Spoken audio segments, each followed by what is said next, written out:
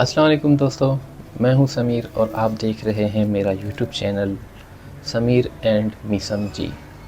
मीसम जी मेरे बेटे का नाम है, तो ये चैनल मैंने उसी के लिए बनाया है। आगे चल के इस चैनल को वही चलाएगा, लेकिन अभी छोटा है तो तब तक मैं इस चैनल को आगे बढ़ाता हूं।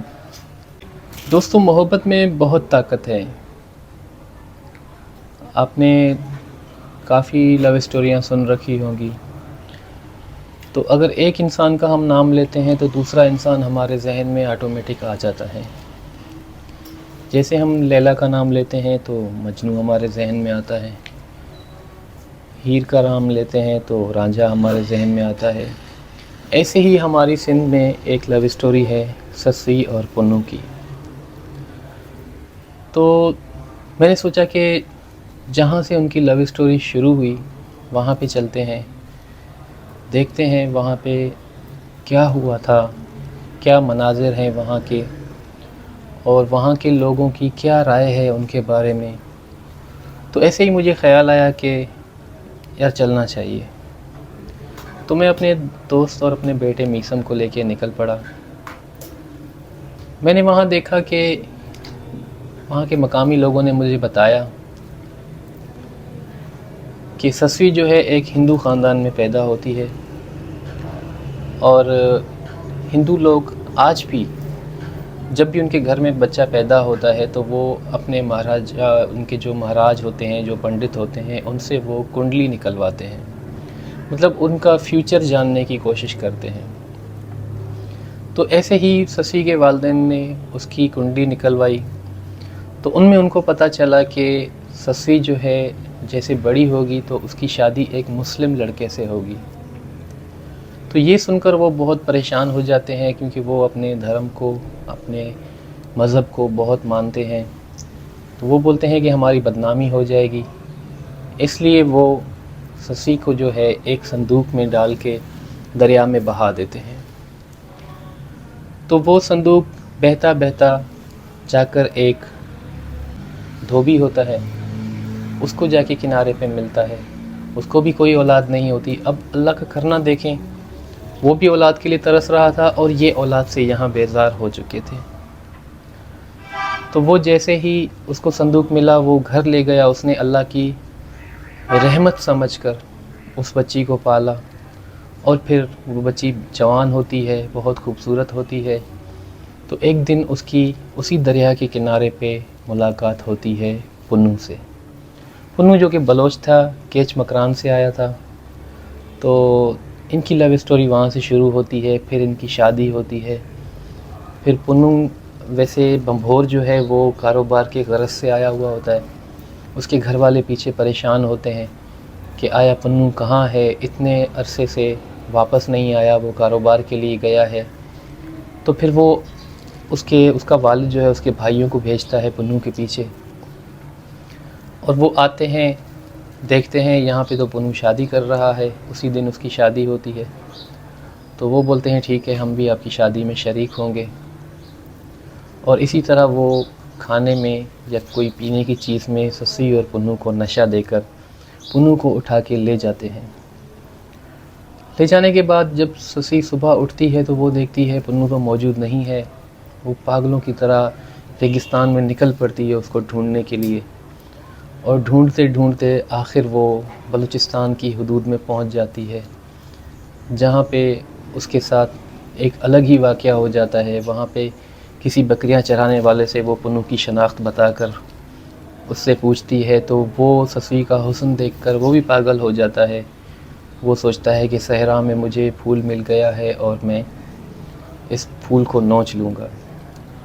तो ससी वहाँ से बेचारी भागती है, भागते भागते फिर आखिर बेजार होकर वो दुआ करती है कि या अल्लाह मुझे अपने पास बुला ले, मैं जो है पुन्नू की अमानत हूँ और मेरे साथ ये सब कुछ होने वाला है।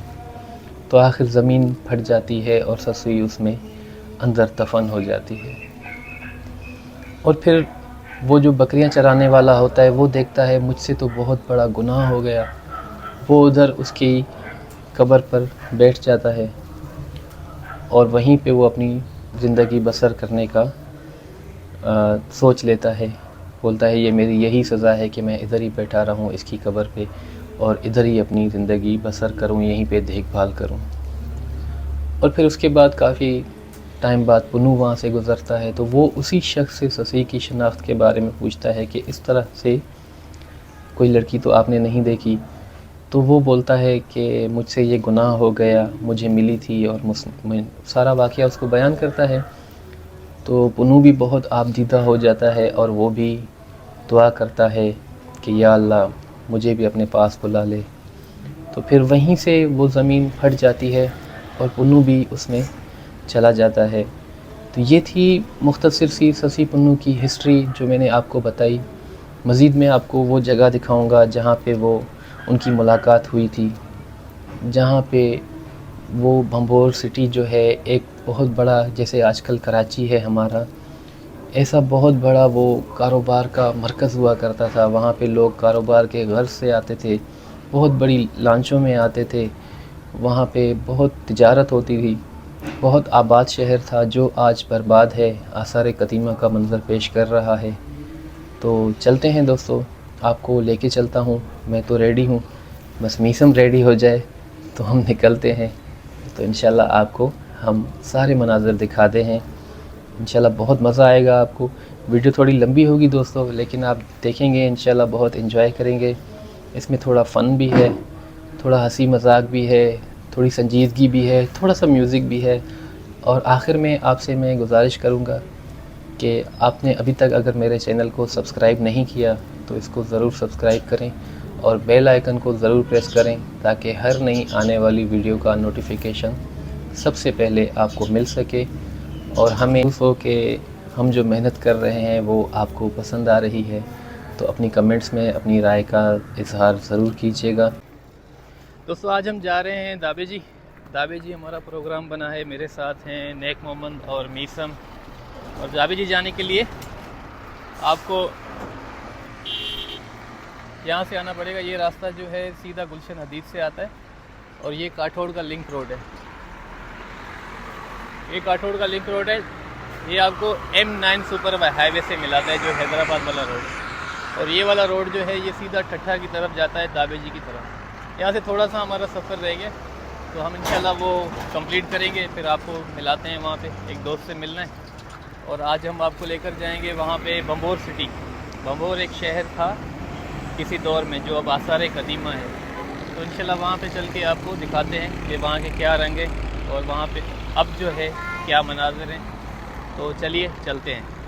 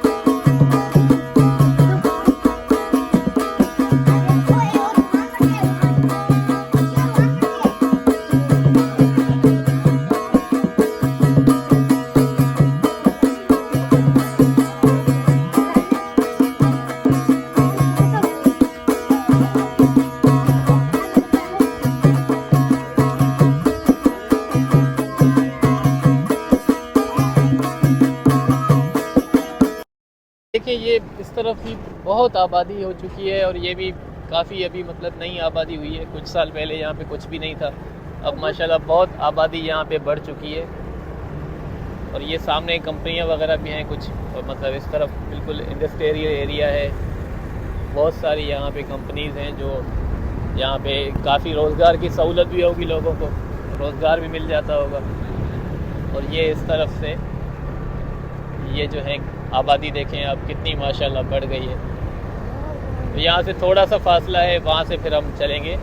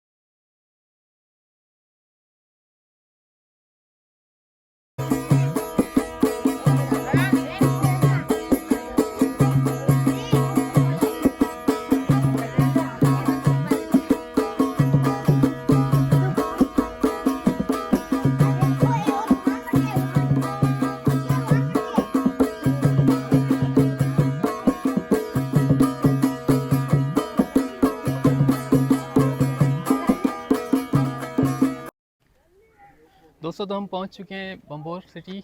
ये तारीख लिखी हुई है। हमारे साथ हमारे दोस्त भी हैं, अमानल्ला भाई। तो इनसे भी पूछेंगे कि इनको भी जो पता है इनकी तारीख, तो ये भी बताएंगे। जी, ये बिल्कुल सिंध की जो है कदीमी आसार हैं। ये सस्सी पुनू के हवाले से तो आपने सुना होगा कि सस्सी पुनू यहाँ रहे हैं, यहाँ उन्होंने ज़िंदगी बसर की है और उनके साथ क्या वाक़यात हुए हैं वो आगे चल के जो मनाजिर हैं, म्यूज़ियम भी है और जो जो चीज़ें हैं, ये किस तरह से यहाँ जो है ये बम्बोर शहर जो है बाद में जो है वो यहाँ जो एक हिस्ट्री है इसकी, वो सारी बताएंगे कि कैसे यहाँ बम्बोर में पुन्नू आया और सस्सी जो है कहाँ से आई, कैसे उसकी हिस्ट्री है। और सारी चल के हम म्यूज़ियम भी आपको दिखाएंगे, बताएंगे कि इसकी हिस्ट्री क्या है। चलें फिर चलते हैं अंदर, इंशाल्लाह फिर आगे चल के देखते हैं।